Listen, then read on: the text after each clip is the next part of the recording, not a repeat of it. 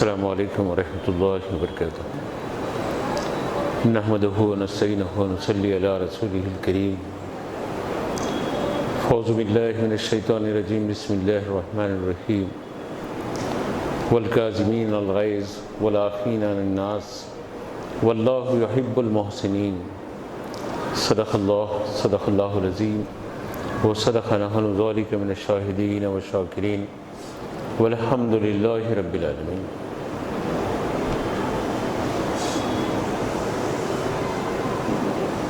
قرآن مجید کی جس آیت کریمہ کی تلاوت کا شرف حاصل ہوا،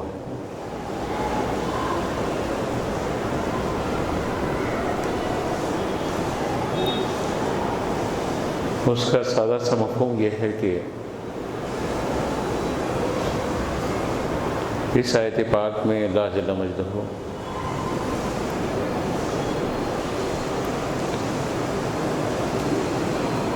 دو خاص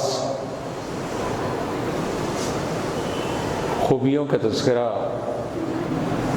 اپنے بندوں کی کر رہا ہے، اور پھر ان خوبی کے حامل اشخاص سے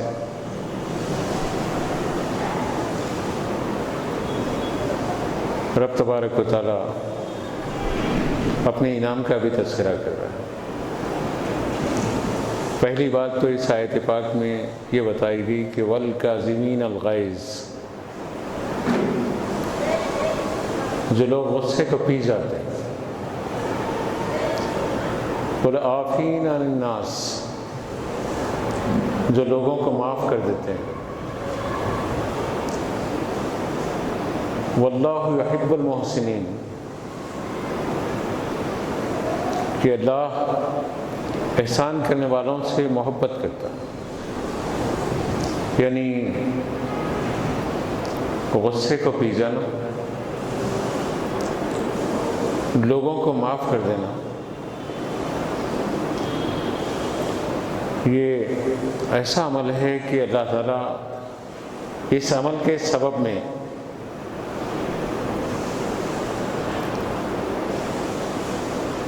ان لوگوں سے محبت کرتا ہے جو اس عمل کے عامل ہیں۔ انسانی معاشرے میں ہم دیکھیں،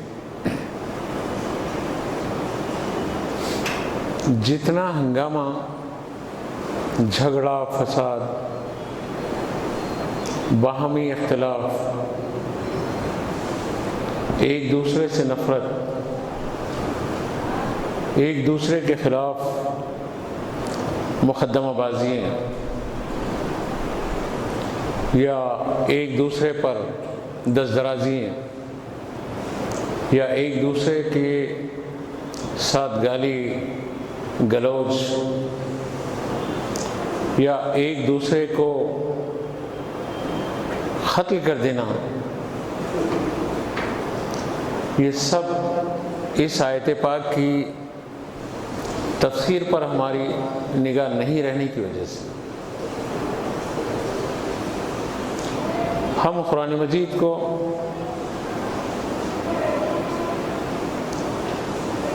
بس ایک رسمی انداز میں پڑھنے کے عادی ہو گئے۔ قرآن کے ترجمے، اس کے تفاسیر پر ہماری قطعی نظر ہی نہیں رہتی۔ ہم سمجھتے ہیں کہ بس قرآن پاک کی تلاوت کر لی جائے، یہ کافی ہے۔ ایسا نہیں ہے، آپ کو تدبر کا حکم دیا جا رہا ہے، تفکر کا حکم دیا جا رہا ہے، آپ کو پابند کیا جا رہا ہے کہ اس کتاب حکیم کی طرف آپ متوجہ رہیں۔ تو اس کا فائدہ کیا ہوتا ہے آپ اندازہ لگائیں۔ قرآن حکیم کی صرف ایک مختصر آیت ہے، لیکن اگر کوئی اس پر عمل کر لیں تو بے شمار مقدمات سے بچ جائے گا۔ بے شمار جھگڑوں سے بچ جائے گا، اختلافات سے بچ جائے گا، باہمی دزدرازیوں سے بچ جائے گا، گالی گلوچ سے بچ جائے گا، نفرتوں سے بچ جائے گا۔ حد یہ ہے کہ قتل جیسا جرم ہے اس جرم سے بچ جائے گا۔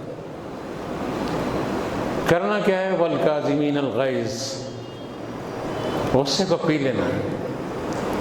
وَالْعَافِينَ عَنِ النَّاسِ، لوگوں کے ساتھ درگزر کرنا ہے، عفو کا معاملہ کرنا ہے، معافی کا معاملہ کرنا ہے۔ اور نتیجہ کیا ہے؟ آپ نے کیا یہ، غصے کو پی لیے،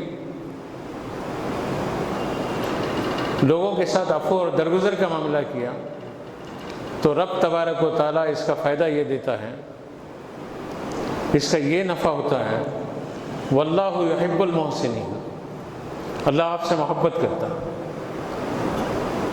جس بندے سے اللہ محبت کرے، اب اندازہ لگائیے کہ اس کے مقام و مرتبے کا کیا عالم ہوگا۔ کسی ملک کا صدر مملکت محبت کرتا ہے تو اب دیکھو اس کا کر و فر کیا رہتا ہے۔ ارے ملک کا صدر تو میرا اپنا آدمی ہے، مجھ سے محبت کرتا ہے۔ کسی سے کوئی ملک کا وزیر اعظم محبت کرتا ہے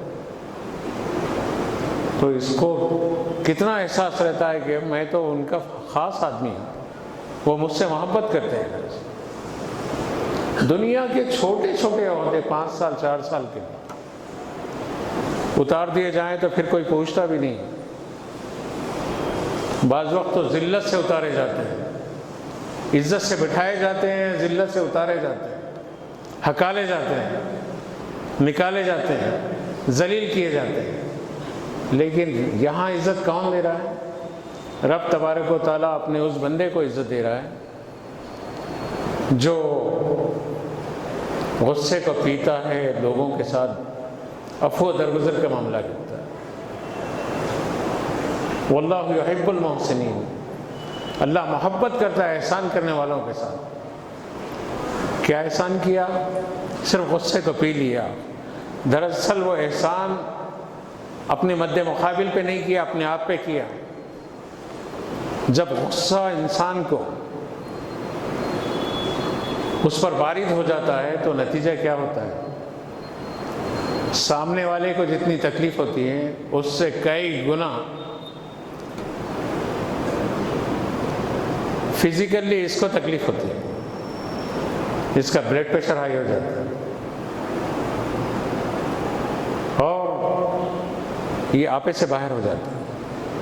تکلیف ہے نا، خود کو ہی تکلیف ہے، اور وہی تھوڑی دیر آپ صبر کر رہے ہیں تو وہ تھوڑی دیر کا صبر کتنے مقدمات ہیں آج، کتنے قتل کے واقعات ہیں آج، کتنے رشتوں میں دراڑیں ہیں آج، کتنے انتشار اور اختلاف کے مرحلے ہیں آج، کتنے بھائی ہیں باہم ایک دوسرے سے سلام و کلام نہیں کرتے، ملتے نہیں۔ کیوں؟ چھوٹی چھوٹی باتوں پر اتنا شدید اختلاف کہ اس اختلاف کی انتہا ہی نہیں بلکہ رشتہ ہی ٹوٹ گیا۔ بلکہ خواتین میں تو یہ مرض اور زیادہ ہے کچھ، وہ ہم کو سلام نہیں کیے، چھوٹی ہو کے سلام نہیں کیے، دعوت میں گئے تو ہم کو پوچھ کے نہیں دیکھے، ہماری خاطر نہیں کیے، ہمارے ساتھ ایک خصوصی جو پروٹوکال ہے ہمارا اس کی تکمیل نہیں ہوئی، انتشار بلکہ رشتہ ہی ٹوٹ جا رہے ہیں۔ ایک بھائی ہیں دوسرے بھائی سے ملتا ہی نہیں ہے۔ حد یہ بدبختیوں کی، معاشرے میں ایسے بدبخت بھی ہیں، ان کی بدبختیوں کا یہ عالم ہے کہ باہر دیکھا جائے تو فرشتے نظر آتے ہیں۔ واہ واہ کیا سخی ہیں، کیا بہترین نمازی ہیں، کیا بہترین قاری ہیں، لیکن ماں کے ساتھ کیا سلوک ہے، بات ہی نہیں کرتا ہے، اسی گھر کے چھت کے نیچے۔ باپ کے ساتھ بات نہیں کرتا ہے۔ یہ سب کیوں؟ چھوٹی سی بات اور اس کے بعد اپنے آپ کو کچھ سمجھا اور یہ سمجھا کہ بس تعلقات کو ختم کر۔ اسلام وہ واحد مذہب ہے اس کائنات میں جس میں عفو و درگزر کی تعلیم بالکل منفرد انداز کی تعلیم، معاف کر دینا، غصے کو پی جانا۔ اور غصہ کیسے وقت میں؟ اب یہاں ٹھہر کے اطمینان سے میں تقریر کر رہا ہوں، معاف کرنے کا کیا سوال ہے؟ ایسا کریں، جب آزمائش کا وقت آتا ہے نا، ایک گاڑی ہم کو ٹھوک دی راستے پہ، اس کے بعد دیکھیں کہ کیا ہمارا ٹیمپر رہتا ہے۔ پلٹتے ہی کہاں سے شروع ہوتے ہیں؟ اس کی ماں سے، بہن سے شروع ہوتے ہیں۔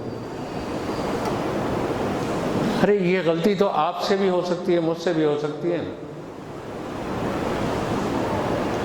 لیکن ہم معاف کرنا نہیں چاہتے، غلطی نہیں سمجھتے۔ اس کے بعد شیطان جب غصے کی اس کیفیت میں وارد ہو جاتا ہے فکر و مزاج پہ، دماغ پہ، تو زبان سے چنگاریاں نکلنا شروع ہوتی ہیں، اور جب زبان سے چنگاریاں نکلتی ہیں تو بدن میں ارتعاش آتا، ہاتھوں میں ایک طاقت آتی، اور پھر اس کے بعد مکھے اٹھتے ہیں، زبان کھلتی ہے، ہاتھ اٹھتے ہیں، مار پیٹ ہوتی ہے، قتل تک کی نوبت پہنچ جاتی ہے۔ معاملہ کیا تھا کہ ایک چھوٹی سی غلطی تھی۔ برخلاف اس کے جو لوگ مکہ اور مدینے کی سرزمین پر کافی عرصہ گزارے ہیں، وہ لوگ میری اس بات کی تصدیق کریں گے، ایک گاڑی دوسری گاڑی کو ٹھوک دی، دونوں نیچے اترتے ہیں، صلو علی النبی، اپنے نبی پہ سلام بھیج دے۔ واہ واہ واہ، ہے زمین پہ کوئی ایسا ایک کوئی خاص معاملہ بتا دو؟ یہ اللہ کے نبی کی تعلیمات کا کیا بہترین جو ہے عملی مظاہرہ ہے۔ گاڑی زبردست قیمتی گاڑی ہے، اور پھر گاڑیوں کا وہ عالم ہے، مکے اور مدینے کی سرزمین پر جو گاڑیاں چلتی ہیں، دنیا کی قیمتی سے قیمتی گاڑیاں ان عربوں کے پاس موجود ہیں۔ ہر گاڑی ایسی ہے، ہر گاڑی کی خوبصورتی منفرد ہے، الحمدللہ دولت کی کوئی کمی نہیں ہے، لیکن گاڑی جب ایک دوسرے سے ٹکرا گئی تو نتیجہ یہ ہے کہ بجائے غصہ آنے کے، ہمارے پاس غصہ آتا ہے نا، پھر اس کے بعد میں زبان سے چنگاریاں، بد کلامیاں شروع ہوتی ہیں، پھر ہاتھ اٹھتے ہیں، لیکن وہاں یہ معاملہ نہیں۔ کیا ابراہیم صاحب ایسا ہے؟ نیچے اترتے ہی فوراً صلو علی النبی، اپنے نبی پہ سلام بھیج دے۔ نبی پہ سلام بھیجنے کا نتیجہ کیا ہے؟ جس نے اللہ کے نبی پہ درود و سلام بھیجا، اس پہ ایک مرتبہ درود و سلام بھیجا، 10 مرتبہ اللہ کی رحمت نازل ہوتی ہے۔ ارے جان دے، گاڑی گئی، ٹھیک ہے، تو بچ گیا، میں ہی بچ گیا، یہ تصور ہے، لیکن ہمارے پاس یہ تصور نہیں۔ تو یہ جو معاشرے کا ایک خاص ڈھانچہ نبی پاک صلی اللہ علیہ وسلم نے تشکیل دیا تھا، وہ ہماری صفوں سے، ہماری عملی زندگی سے محو ہوتا چلا جا رہا ہے۔ روایتوں میں آتا ہے، یہ روایت مختلف طریقے سے اہل بیت اطہار رضوان اللہ تعالیٰ علیہم اجمعین کے مختلف افراد کی طرف ہیں۔ ایک روایت یہ ہے کہ یہ روایت حضرت حسن مجتبیٰ رضی اللہ تعالیٰ عنہ، یعنی سیدنا علی کرم اللہ وجہ الکریم کے بڑے صاحبزادے کی طرف ہے۔ دستر پر بیٹھے ہوئے ہیں، خادم گرم گرم شوربے سے لدا ہوا برتن لے کر آ رہا ہے اور ہاتھ سے پھسل گیا، وہ آپ کے بدن پر گرا،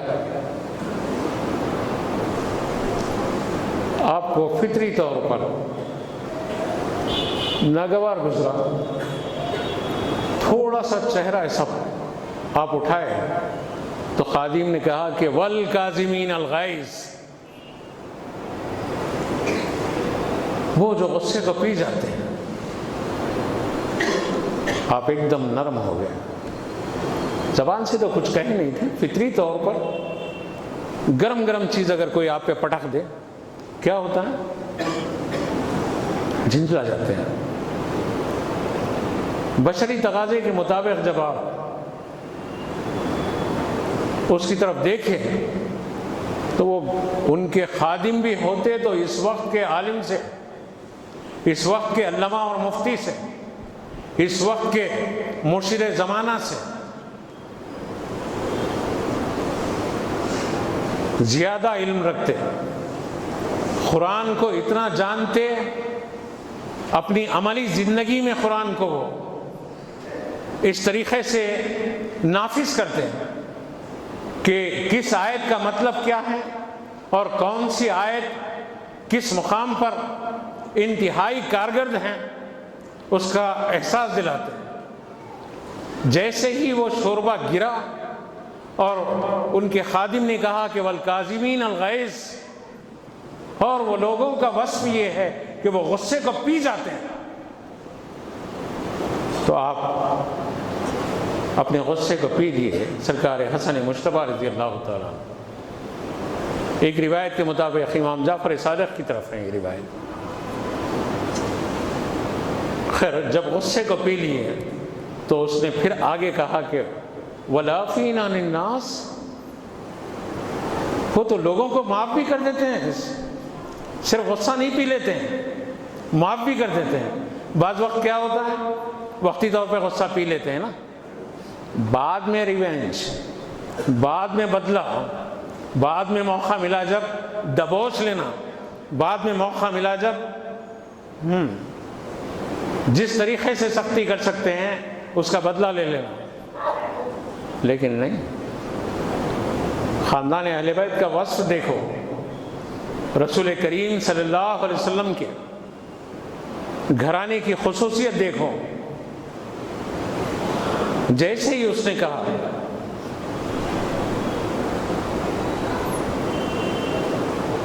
والعافین عن الناس، وہ لوگوں کو معاف کرتے ہیں، تو آپ نے کہا کہ جا میں تجھے معاف کر دیا اس۔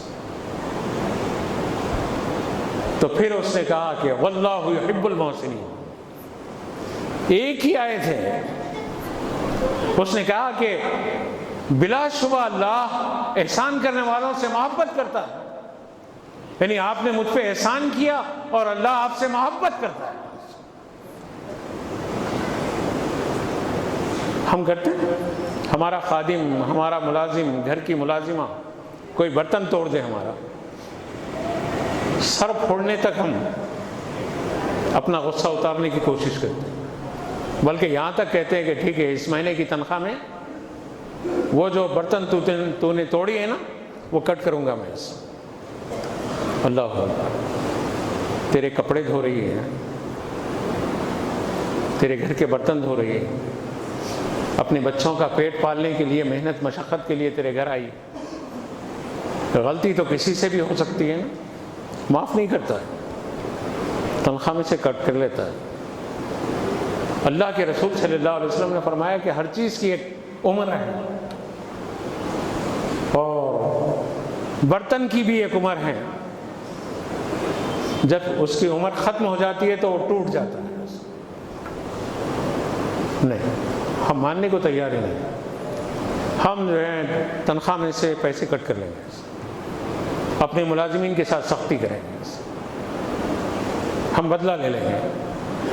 ارے بھائی، یہ تو وہ وقت تھا کہ اگر تم اس کو معاف کرتے تو اللہ احسان کرنے والوں کے ساتھ محبت کرتا، تم نے اس پر احسان کیا، اللہ تم پر احسان کرے۔ لیکن یہ معاملہ ہمارا نہیں. راستہ چلیں گے، کوئی اگر ہم کو ٹھوک دیں گا، گالی دیں گے، جھگڑا کریں گے. گھر میں اگر ہم خادم کے ساتھ، خادمہ کے ساتھ اگر کوئی اس سے غلطی ہو جائے تو نہیں، معاف نہیں کریں گے. عفو و درگزر ملت کی صفوں سے نکلتا جا رہا ہے. نوجوان اپنے جسم کو گوشت کی دکان بنائے ہوئے ہیں. بس میرے جسم پر جتنا گوشت ہے نا، اس سے زیادہ گوشت کی دکانوں پر لٹک رہا ہے. مٹی کی نظر ہو جانے والا ہے یہ سب. یہ مستیاں، یہ تکبر، یہ غرور کوئی کام میں آنے والا نہیں. اللہ کے رسول صلی اللہ علیہ وسلم نے ارشاد فرمایا کہ، بلکہ حدیث پاک طویل ہے، طبرانی کی حدیث ہے. آقا نے فرمایا صحابہ سے کہ کیا میں تم کو نہیں بتاؤں سب سے برا شخص کون ہے؟ آقا نے فرمایا کہ، آقا نے جب یہ ارشاد فرمایا تو صحابہ نے عرض کیا کہ یا رسول اللہ ضرور بتائیے. سرکار نے فرمایا کہ جو شخص دوسروں کو معاف نہیں کرتا وہ شخص بدترین شخص ہے. اللہ اکبر. اللہ کے رسول کی نگاہ میں تو بدترین، میں بدترین. اپنے آپ کو بہترین سمجھ رہا ہے، معافی نہیں کرتا. معاف کرنے کا کوئی چاپٹر ہے ہی نہیں اس کے پاس. آقا فرما رہے ہیں کہ بدترین شخص ہے جو دوسروں کو معاف نہیں کرتا ہے.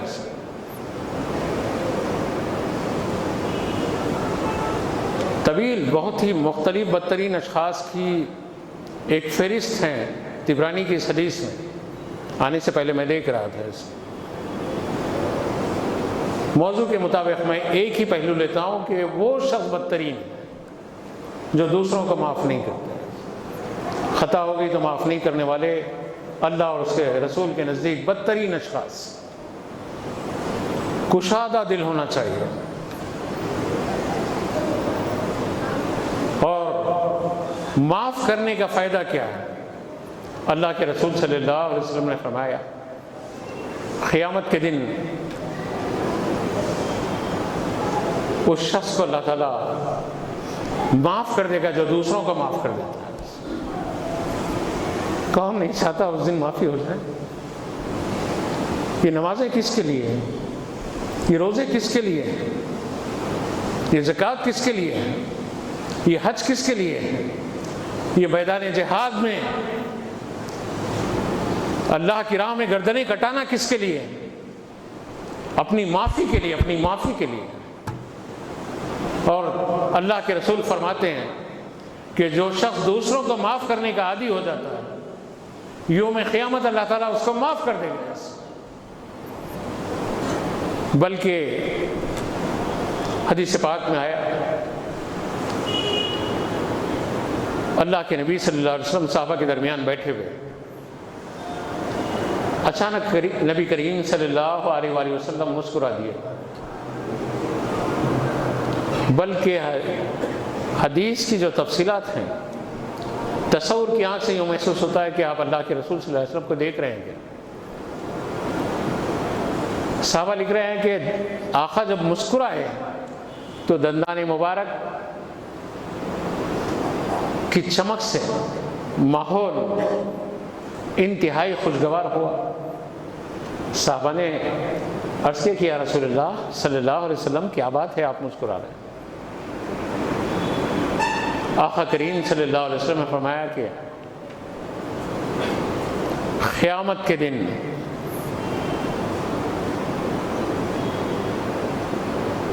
دو اشخاص اللہ کی بارگاہ میں حاضر ہوں گے اور ایک شخص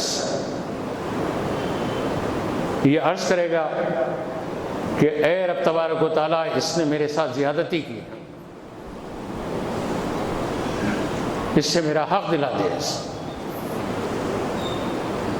اللہ تعالیٰ فرمائے گا کہ ٹھیک ہے، اس کے پاس تو حق دینے کے لیے کچھ نہیں ہے، تیرا حق دینے کے لیے اس وقت میں اس کے پاس کچھ بھی نہیں ہے،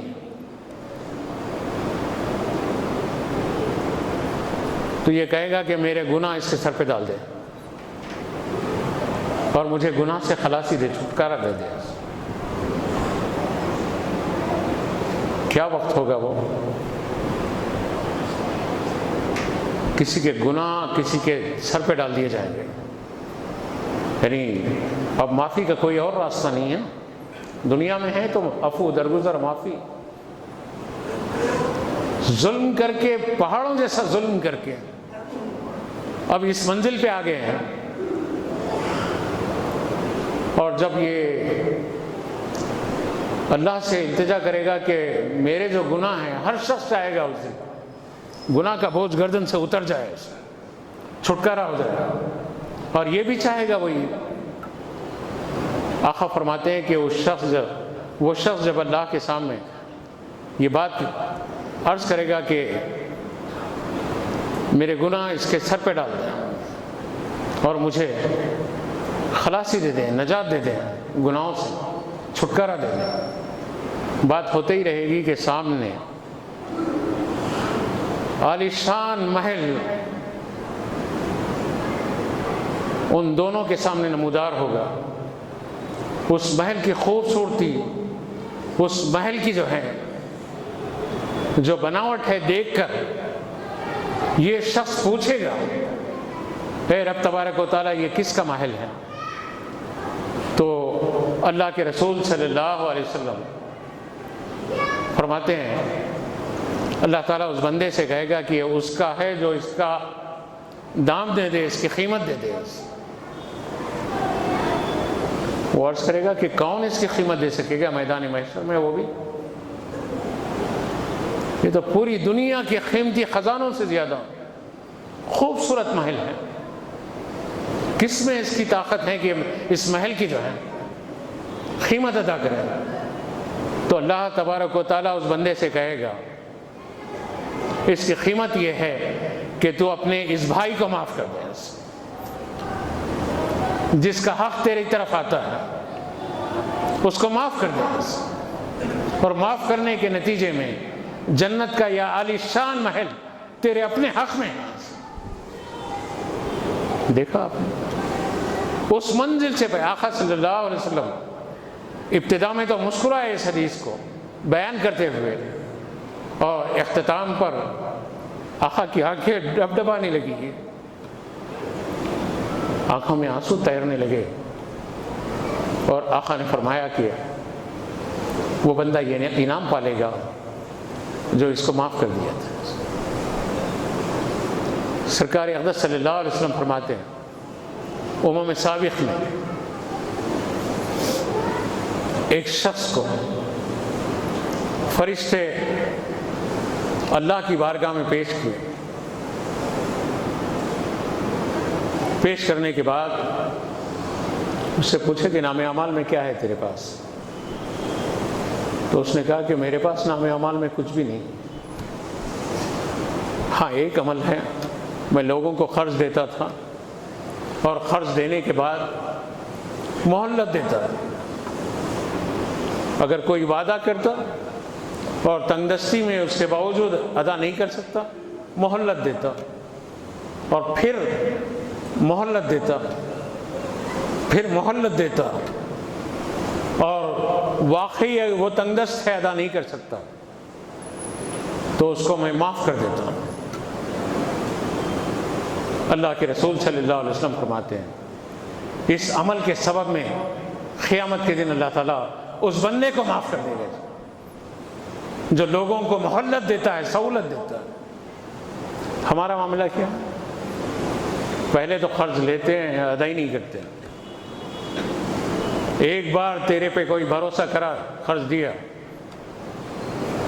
اس کے بعد اس کے بھروسے کو مٹی میں ملا دیا، نہیں دیا، تو نتیجتاً کوئی دوسرا ضرورت مند آ کے قرض پوچھا بھی، یہ دے بھی سکتا ہے تو نہیں، تو وہ گناہ جو ہوا نا اس کا سبب بھی یہی بنا، اس ضرورت مند کے راستے میں رکاوٹ یہی بنا ہے۔ اس کی وجہ سے آپ دیکھیں کہ یہ معاشرہ تھا، یہ عفو درگزر تھا، یہ سب ختم ہو گیا، زبانوں پہ رہ گیا، زبانوں پہ بھی نہیں رہا۔ کانوں پہ بھی نہیں رہا، عمل میں تو دوسری بات، بدلہ بس نہیں۔ کتنے قتل ہو رہے ہیں، میں بات ختم کر رہا ہوں، کتنے قتل ہو رہے ہیں، کون قتل کر رہا ہے؟ میں کسی کی تائید حمایت نہیں کر رہا ہوں کہ کس کی کیا کیریکٹر ہے، کون راؤڈی شیٹر ہے، میں نہیں جانتا، اتنا ضرور جانتا ہوں کسی کا بیٹا ہے، کسی کا باپ ہے، کسی کا بھائی ہے، کسی کا شوہر ہے، وہ اس کو قتل کیا، بدلے میں ایک مسلمان اپنے بھائی کو قتل کر رہا ہے، کسی کے بیٹے کو قتل کر رہا ہے، کسی کی بہن کو بیوہ کر رہا ہے۔ اے لوگوں، معاشرہ اس جانب جا رہا ہے، مسلسل قتل کے واقعات ہو رہے ہیں، وحشتناک طریقے سے۔ ان نے اس کا قتل کیا تھا، ریونج میں اس کا قتل یہ کر دیا، ٹھیک ہے، نتیجہ کیا ہے؟ ایک مسلمان دوسرے مسلمان کو قتل کرتے جا رہا ہے، قتل کے واقعات شہر میں بڑھتے جا رہے ہیں۔ حاصل یہ ہے، قرآن کی ایک آیت ہزاروں جھنجھٹوں سے آزاد کراتی ہے، جس کو میں نے آج کا موضوع بنایا تھا، وَالْكَاظِمِينَ الْغَيْظَ وَالْعَافِينَ عَنِ النَّاسِ وَاللَّهُ يُحِبُّ الْمُحْسِنِينَ۔ غصے کو پی جانے والے، لوگوں کو معاف کر دینے والے اس دولت سے مالا مال ہو جاتے ہیں کہ اللہ ان سے محبت کرتا ہے۔ اے لوگوں، معاف کرنے کی عادت ڈال دو، معاف کرنے کی عادت ڈال دو، عفو درگزر کی عادت ڈال دو۔ جنگل کا راز، پولیس کا قانون، عدالتیں آپ کے سکون کا سبب نہیں، مزید آپ کے ٹینشن کے سبب ہیں۔ قتل کیے، نتیجتاً ایک کا قتل کیے 4 جیل میں، چھوٹے چھوٹے گھروں میں بچے، ان کی تعلیم، باپ موجود ہیں، بچے یتیم ہو گئے، مر کے اس کے بچے یتیم ہو گئے، اور ان کے بچے باپ موجود ہے لیکن جیل میں ہے، اور بچے باپ کی محبت سے محروم ہیں۔ کیا ہو رہا ہے؟ وآخر دعوانا الحمدللہ رب العالمین۔